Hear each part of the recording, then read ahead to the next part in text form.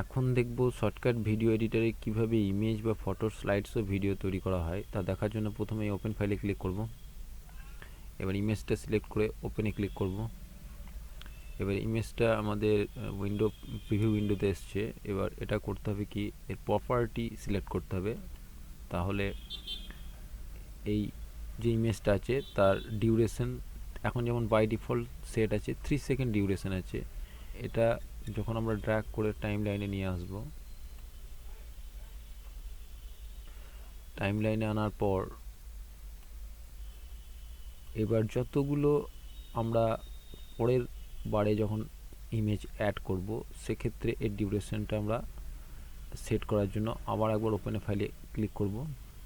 আবার একটা ইমেজকে সিলেক্ট করার পর ওপেনে ক্লিক করে ইমেজটা আসছে। এবার বাই ডিফল্ট প্রপার্টি সেট আছে আমাদের duration, by default duration set আছে 3 সেকেন্ড। এটাকে আমরা সিলেক্ট করে 4 সেকেন্ড বা 5 সেকেন্ড রাখবো। 5 সেকেন্ড রাখার পর সেট ডিফল্ট এই অপশানটা সিলেক্ট করতে হবে। তাহলে এরপরে যতগুলো ক্লিপ আমরা অ্যাড করব সব 5 সেকেন্ড ডিউরেশন থাকবে। এবার এটা ড্র্যাগ করে যখন নিয়ে আসবো তখন দেখব এটা সিলেক্ট করব তখন দেখাবে 5 সেকেন্ড ডিউরেশন, এটা সিলেক্ট করব তখন এর ডিউরেশন দেখাবে 3 সেকেন্ড। এবার আরও একটা ইমেজ ইনসার্ট করার জন্য ওপেন ফাইলে ক্লিক করে এই ইমেজটা সিলেক্ট করার পর ওপেনে ক্লিক করব।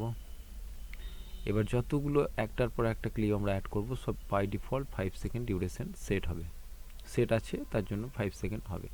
এটা ড্র্যাগ করে আবার নিয়ে আসবো। এরকমভাবে একটার পর একটা ইমেজকে আমরা একের পর এক সাজাবো।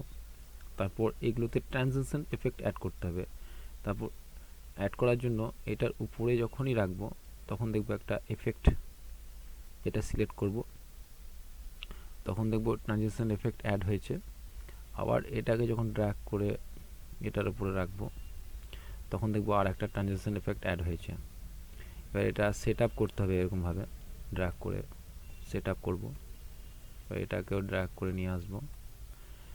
এবার এই যে আমাদের এফেক্ট অ্যাড হয়েছে এটা যখনই সিলেক্ট করব তখন এর প্রপার্টির ব্যাপারে দেখাবে। এখন আছে ডিসলভ, এটা আমরা চেঞ্জ করে বার্ন ভি আপ করতে পারি।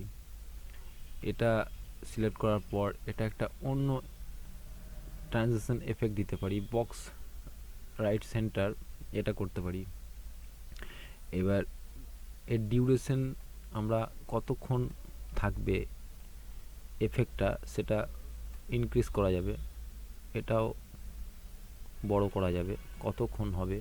এর স্মুথনেস এগুলোকে সিলেক্ট করে করার পর এর স্মুথনেস সফটনেস কতটা থাকবে সেটা তৈরি করা যাবে।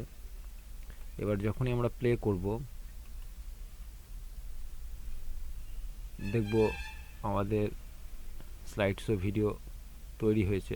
এরকমভাবে এক এক করে সেট আপ করার পর আমাদের স্লাইডস ও ভিডিও তৈরি করতে হবে। তা এখন দেখলাম কিভাবে ইমেজ বা ফটোর স্লাইডস ও তৈরি করা হয়।